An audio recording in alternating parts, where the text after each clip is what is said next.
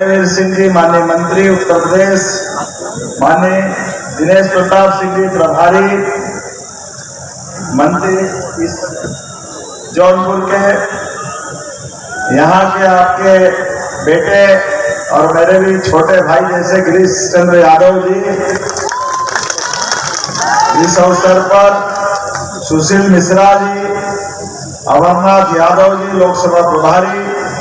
सुनील तिवारी जी, रमेश चंद्र मिश्रा जी, रमेश सिंह जी, पीयूष गुप्ता जी, अमित श्रीवास्तव जी,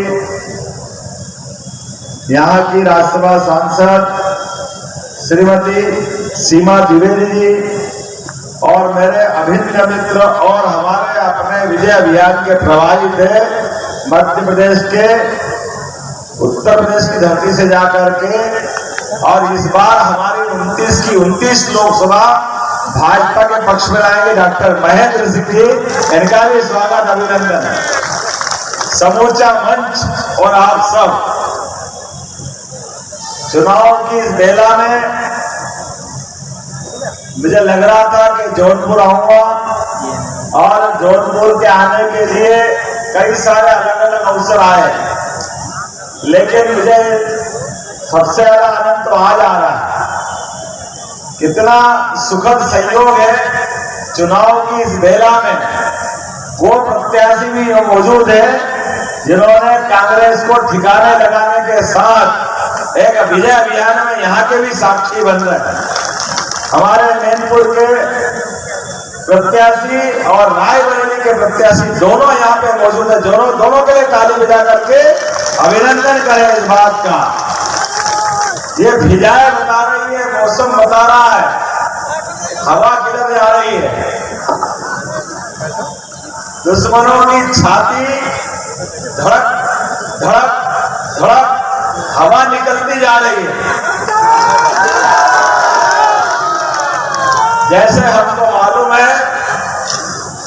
माता का सीता का अपहरण तो कर लिया रावण ने, लेकिन जैसे जाने अनजाने कोई सांप के बिल में हाथ डाल लेता और उसको मालूम पड़ता कि मैं किस चक्कर में पड़ गया। अभी का चुनाव भी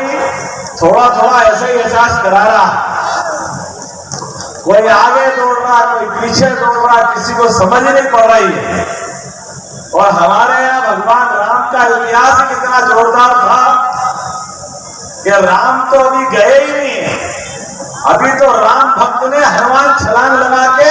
समुद्र पार करके रिकॉर्ड बनाया। और जिसकी लंका सोने की थी,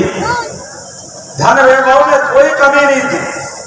लेकिन नीयत नीति खराब थी, तो चाहे 10-10 सिर वाला रावण हो, अंततः गलत नीति के कारण से उसका महाविनाश हुआ।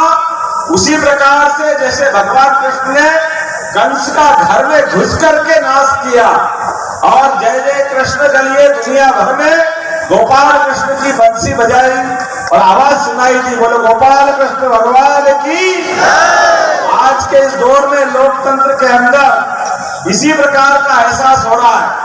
क्योंकि मुझे मालूम है 5 चरण के चुनाव हो चुके हैं। अब ये लाख कुछ भी चाहे,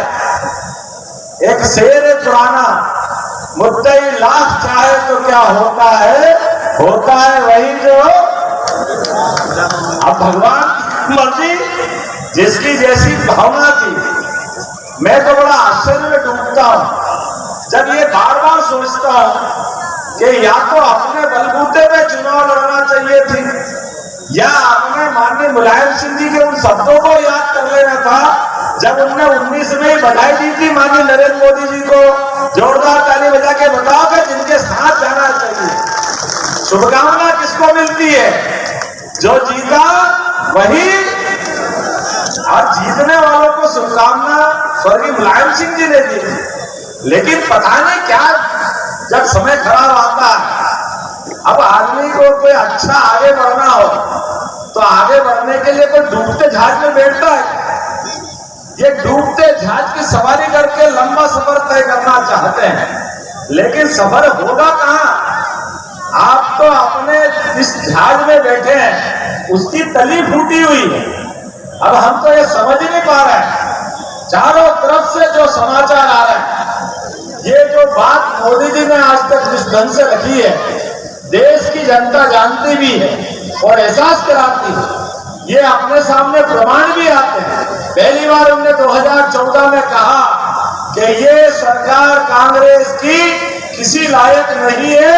ये बार बार देश को लज्जित कर रही है कि आतंकवादी घटनाओं के आधार पर दुनिया का सबसे मजबूत देश 60 साल से अपनी निगाह नीची करके ये पिद्दी सा पाकिस्तान, जिसकी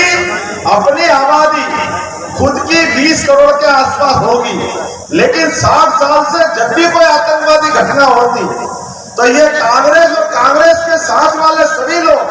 हमेशा छाती पीटते हैं, हम क्या करें, पाकिस्तान आतंकवाद करता है, बस स्टैंड और तो सिनेमा घर,